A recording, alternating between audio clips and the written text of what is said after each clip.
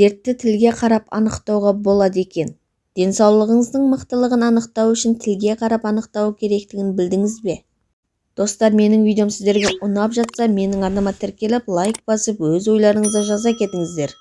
Тілге қарап ағзалардың қалпын анықтауға болады. Сау адамның тілі қызғылт, болар-болмас ақ қатпарлы болып келеді. Ал тілдегі патологиялық өзгерістер мыналар. Ақшыл қалың қатпар асқазанның секреторлық қызметінің бұзылуының белгісі.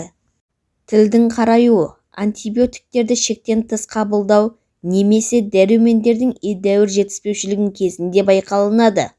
Тілдің сарғаюы, бауыр мен өт қабының аурулары кезінде немесе темекі шегу, кофе ішу нәтижесінде болуы мүмкін. Қоңыр тіл, ішек қызметінің бұзылуынан болатын өзгерістер, дәрілерге аллергияның нәтижесінде де болуы мүмкін. Тегіс жылтыр тіл, бауыр қызметінің көрінісі.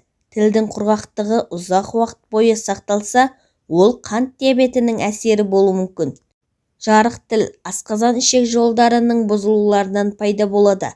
Таңертең ұйқыдан тұрғанда тілді тіс іздері болуы шаршаудың немесе жүйке күйзелістерінің белгілері болуы мүмкін. Ақ немесе сарғыш қоңыр қалың қабықтың болуы, иммунитеттің әлсіреуі немесе асқазан ішек жолдарының ауруларының көрінісі болуы мүмкін. Қалың қатпармен қоса ауыз қуысында ойық жаралар болып, тәбеттің нашарлауы байқалса, іштегі қабыну немесе ойық жара болуы мүмкін.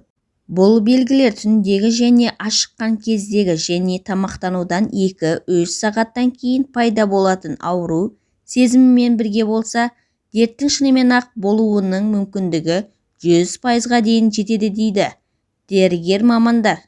Достар, менің пайдалы видеом сіздерге ұнап жатса, менің арнама тіркеліп, лайк басып, өз ойларыңызды жаза кетіңіздер. Сіздермен бірге болған пайдалы кеңестер бір арнасы.